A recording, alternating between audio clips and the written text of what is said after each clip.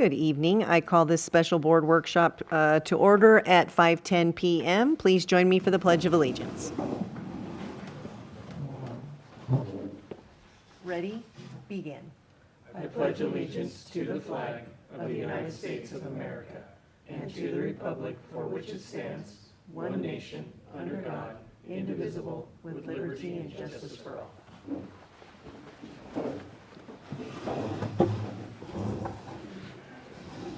All right. Roll call. Let the record show that, wow, blank. Chuck is not here tonight. Wow. Whew. And moving on to approval of the agenda. Are there any changes to the agenda? There are no changes to the agenda. I will move the agenda. I'll second. All right, all in favor, say aye. Aye. Any opposed? Thank you. Moving on to public comment. There are no members of the public in person or online at this time. So we will move on to item 3, 2026-2027 budget workshop. Mr. Burtz. Thank you.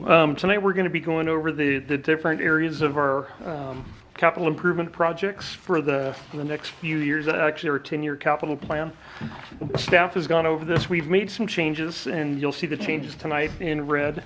We'll be going kind of department by department, so we'll be jumping around on who's talking about the certain items. But one of the things that we've done, and you'll see on the middle of page 1, we have a big blank area, 3, 4, and 5. One of the things we've done, so many things have changed in the district over the past year or two with the new well coming online, or that's been online for a couple of years, well 15, and the 2 new wells we have coming on and changes to the entire system. We've pushed some of those out until we have a new master plan on the hydraulic modeling and the master plan. Some of them will be installed with when developers come in if they're required to up the fire flow or something or put in a line. So we did make some changes with that, and our goal is to not do things that are not necessary, to be able to keep the rates down at a reasonable cost for our customers. And with that, if you have any questions before we start, we can do that, or we'll just start off with Sean. Sounds good. Thank you, Mr. Bartz. So in our enterprise capital improvement projects, item number 1, we have our Chromium 6 surcharge. Certain projects funded out of that are our well 16 and well 18. And if we look at the fiscal year 25-26, 26-27, why is it bridged a little bit? We are currently still test pumping well 16. It's going to take some time to finish developing. We do anticipate in March bringing before the board authorization to purchase the pump, motor, and VFD for the facility. So we're kind of straddling fiscal years there. And well 18 kind of similar. We anticipate finishing the borehole test pumping, and then in the coming fiscal year finishing equipping of the well. Also the reservoir 6A, the proposed 1.5 million gallon reservoir, will be going up on the hill here, where we did get the $2 million HUD grant along with $700,000 of the district funds. We're anticipating that in fiscal year 26-27. And before anybody asks, when is that going to sunset? Why is it going to sunset? And where are we at with that? So currently, we're looking at a sunset for the Chromium 6 surcharge in May 2030. We will be recouped whole by then. However, the district, the board did approve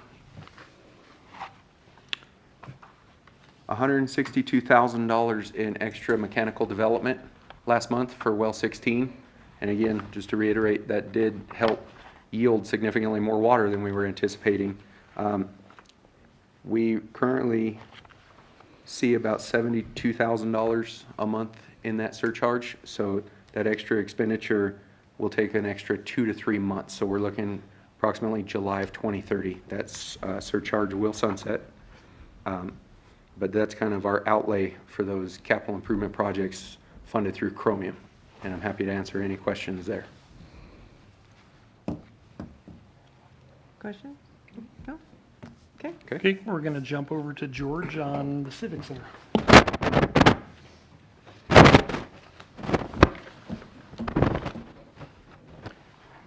Thank you, Mr. Bartz.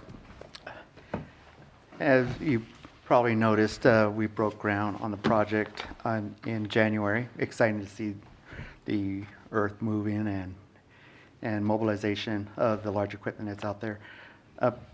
We are moving forward with a couple of change orders we have anticipated in this project. One being the generator switchgear, and we have the sweepy, which was also part. So you show on here on 25-26 construction at $2 million. We were warned that we're going to be getting invoiced for that here coming soon. So part of that's going to be expensed this fiscal year, as well as the construction management services. They've already submitted their invoices. For 26-27, the remainder completion of the project, which is anticipated to be completed by January of 27. Construction management services contract would then be complete, paid out as far as our contract ends construction as well of $5.6 million. And we still have pending is the FF&E in the category for 26-27. Any questions on that? I mean, there is some grant funding. If you look at the notes for $2 million for the EOC grant and $500,000 from county, that'll be paid for part of this. And also from the government funds would also pay for the remainder balance of the project. With that, any questions on the Civic Center? Nope. Thank you. Do you want to do the fire suppression, or is that Sean? Fire Shall be- suppression, yeah. Thank you. A quick question, really quick. Sorry. On the capital improvement projects that have no funding associated with it, it looks like they were approved, or they were identified in the master plan that was done with the district, and identified the need for all those mainline replacements or new installations of water distribution piping. Was there ever an engineer's estimate on those projects, or did you have a ballpark cost of what all those We did, pipelines? but we dropped it off the end of the sheet, Yeah. because by the time those get reevaluated, they will change. Okay, yeah. Or no, if it's they're even the same projects, but we do have it, we just don't have it associated with this right now. Gotcha. Okay, thank you. Line 6, under our infrastructure and planning, fire suppression, what's that? Fire suppression looks a lot more appealing on our CIP sheet than helitank. Staff has been vehemently pursuing grants for a helitank for the community. We've had 2 site visits from county, state, and construction advocates for that helitank, and they cautioned us, if it's not on our 10-year CIP, that there was one we couldn't even apply for. That's I hate to use the term placeholder, but if we notice that 25 is getting moved to the next fiscal year, and it's exactly that. We're using it to try to attract grant funding for those helitanks. There was 2 sites identified right up here at 6A, up on top of the hill, because it's vicinity to the mountains, and also L1, our basically furthest east boundary, which would also be with neighboring county Zone J. So we are still trying to pursue those helitanks through grant funding.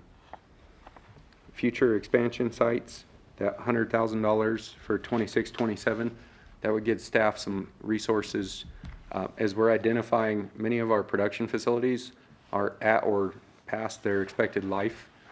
That gives us some funds to be able to hopefully find sites that can either be growth, replacement, what have you. So number 9, our booster and appurtenance replacements. What's that? Fancy way of saying the electrical panels that we use at many of our sites. If we think back to earlier last year, the board was kind enough to approve the purchase of both 1C and 1B's panels.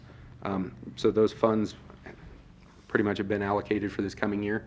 The good news, we already have those electrical panels. The more good news is Site 1Cs is actually going in next week. So we are very proactively pursuing this. We used some of those resources early on last year to lower the electrical that feeds across the Sheep Creek wash up in Zone G before the storm hit. So luckily, none of our facilities were impacted. One of our wells was underwater and it still functioned. That's because we put all the electrical underground with some of those funds. So it is proactively being used and to good cause. And as we look going down into the fiscal years, we have a little bit of an escalator built into there. The lead times years ago was crazy, and also the prices were going up on switchgear. Luckily, things seem to have stabilized, but that'll give us kind of an outlook moving into the future. Line 10, storage tanks. Again, as Don mentioned, operations is changing rather quickly, especially with chromium. Again, October 1st, 2027, that's a date that's really etched for us. That is our drop dead date to be compliant for chromium. We are on pace to meet that. Well 16 and well 18 are going to be a huge part in that. But we had identified some areas such as the tank at well 2 that would be some extra storage that the district desperately needs. So that, again, just bump back a couple of years. So hopefully our next water master plan helps us identify, really is that the best spot to put that.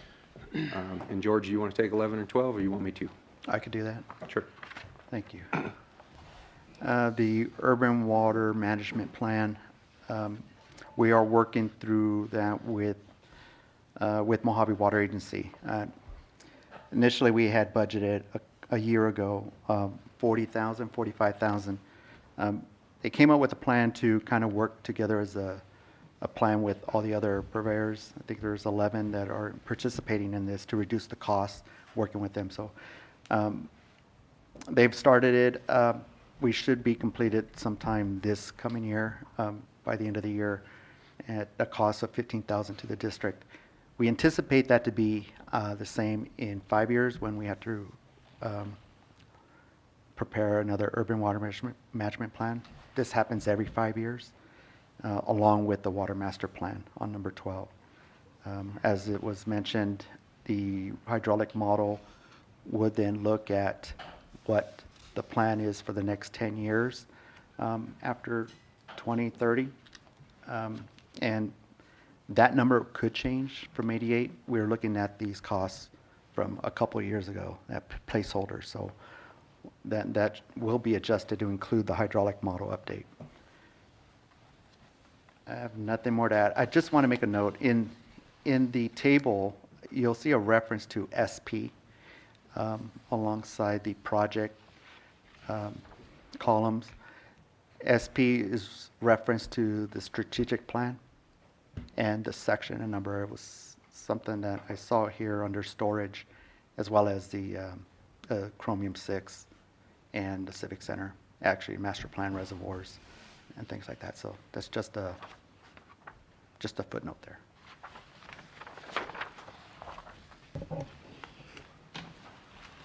Sean, number 13, we can go to that. On page 4, under our enterprise capital purchases, line 13, vehicles. Under our vehicles and equipment, in the fiscal year 26-27, under field trucks, staff did a cost analysis on our vehicles and found at the 12th year our repair bills skyrocketed. The dirt roads, it was at that 12th year, seemed to really take its toll on vehicles. We did propose every 12th year we cycle vehicles out. However, in the fiscal year 26-27, we're facing a little bit different one. We've always been able to make do with vehicles and equipment. We haven't purchased a crane truck since 2008. Our current crane truck is on a low use exemption.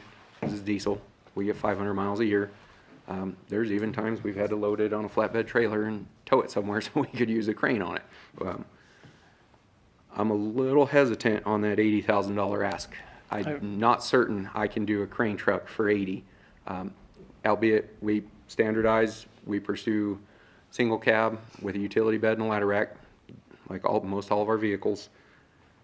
That one's quite the challenge. So I would ask the board tonight, as we're working through this, to really consider that $80,000 marker. I'm not certain that it will cut a crane truck. We only field one, and the current one we have is an 02 or an 04? 4.6.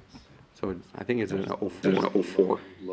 How many ton crane do you need? What's the reach or the total height they're using like for like an 80-foot crane? Nothing of that magnitude. So many tons, like a Mantex. Like a 30-foot crane that can lift about 4,000 pounds is reliable. And we don't have to trailer to the site would be wonderful. We have the capacity to actually pull our own boosters. We could save a significant amount of money pulling those. If you have a 40-foot steering that can lift 10,000 pounds, we have that ability.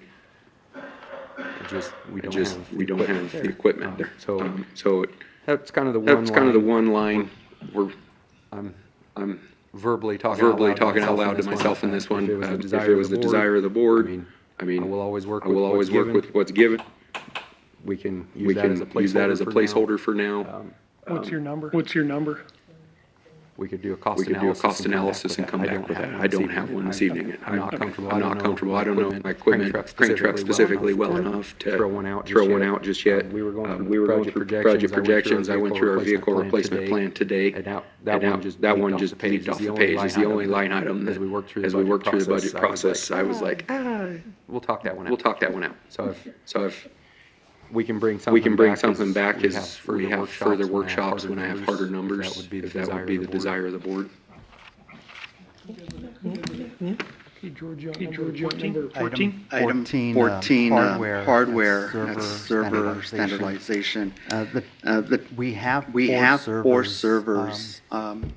They're the domain control, which is our server where we store all of our data.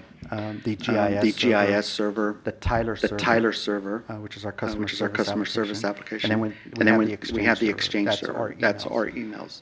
The one that we're kind of discussing here is the domain controller, which is predominantly our server. That is reaching its age in life that needs to be replaced. We have not received a general idea of what that's going to cost to replace the server and to migrate the data over to the server. So we have a placeholder for $40,000 for that one particular server. There was a placeholder for 2728. It's crossed out. That is also going to be part of the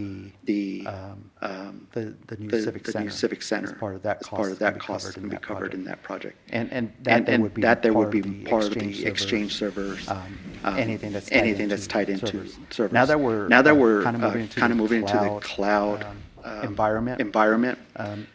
Now kind of jump into the software.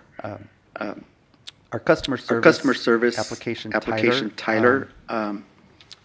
We've gone through a few challenges with Tyler. They've grown to acquire other software companies. We've experienced customer service is lacking. Most recently, we've had to deal with the way they issued their robocalls during the recent storms. It's not quite what it should be. There were some challenges with that, as well as not working with GIS. There's going to be a point where we're going to be kind of moved into a cloud environment with Tyler. They will then not support encode for a couple of reasons. One, it's an old application, and part of Microsoft software updates. They will not support an old application. I think we're using Encode 10.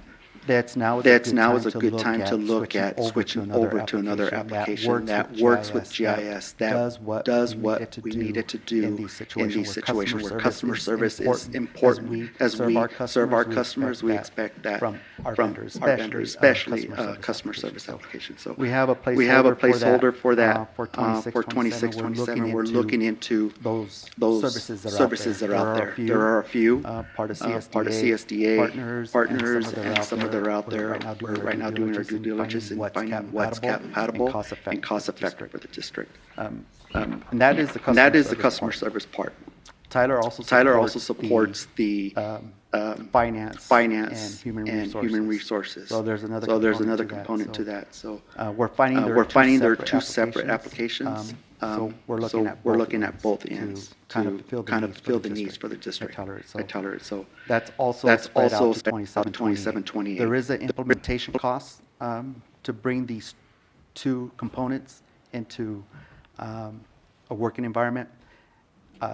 This is all the implementation, the GIS, the customer service, all the billing, all of that into the cost. So this, again, is a placeholder. We have an idea as where we're going to land with this. We're just placeholder on what this is going to look like for the next couple of years. So any questions on the software in, application in? I'm here to answer your questions. Okay, we're going to move on to the governmental funds. And Jen or George, which one do you want to take that one? Phelan Park enhancement and expansion. Yeah, Jen's looking at me, so. You want to see what I say? Okay, the Phelan Park enhancement project. We are, again, probably halfway through phase 2 of this project. We started this October, I forget when. We're beginning the phase 2 of it. So we have budgeted, I believe the project cost was, am I in the right column? Construction, yeah. District funds, along with the grant funding and the district contributions, I think the project came out to 1.1 million, both to be completed this fiscal year. Right, Jen? Yes. Yes, so this coming fiscal year. There's been some challenges with the project, but I think we've kind of gone over that speed bump or obstacle or whatever they call it. Civic Center building. Part of what I had mentioned, the cost with grants and the enterprise is government. A third of that building is the community use building that would be covered under the government fund, or 32.5 to be exact. And shared costs also is the parking lot and the boardroom. That's how it was calculated. So that shared cost for next fiscal year, or this coming fiscal year, is $5 million. Is there anything you want to add to that there, Jen? No? She's looking at me like there's something I'm missing or something. That was the discussion we had at the last board meeting about the transfer of the funds over, the governmental. I'm going to leave this. That was item 2. I see item 4. I'm going to leave this for Jen.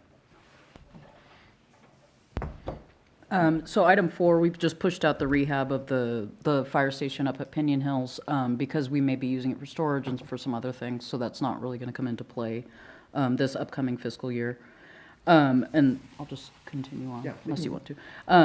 For Section 5, there are some larger CIP items that need to be done on the buildings.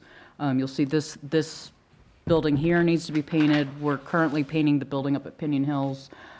There's some access issues with some of the doors that need to be fixed, some locks and actual whole replacement of doors. And then we need to update the facility lighting up at Piñon Hills. You'll notice these are lighted exit signs. That needs to be done up at Piñon Hills as well. They don't have those. That hasn't been taken care of. Unless there's questions, I'll move on to section 6. You'll see the playground safety improvements and replacements. That's just some work that we have to do on some maintenance issues that we have with our existing playground. You'll see the following year is when we probably should start thinking about replacing the entire playground here at Phelan. So that's something that we could talk about, next fiscal. There's some flat work that is outside of the scope of work for the Phelan park here that we're going to complete in-house. And then both of the basketball courts need to be resurfaced as well. The parking lot up at Piñon Hills needs some attention, so we put some money in for that. And we also have some safety concerns around lighting and stuff in the parks, so we're going to be looking at doing some upgraded lighting in the parks. And the only other thing on here would be the solid waste rate study, which CR&R says they're still not ready for, so we're just going to push that out. Thank you, Jen. Are there any questions? A lot of you have seen it going through committees already, so some of it's not new, but you're not on the committee. Okay, thank you. Are there any questions on this? Because kind of getting to where we got to start crunching the numbers, and if we need to make any adjustments, this would be the time to bring that up. Other than Sean coming back with some revised numbers on the crane that he needs. Okay.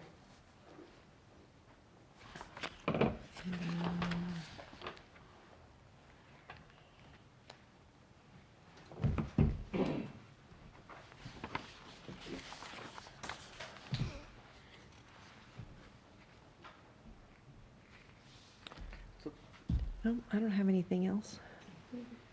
We'll just hide this.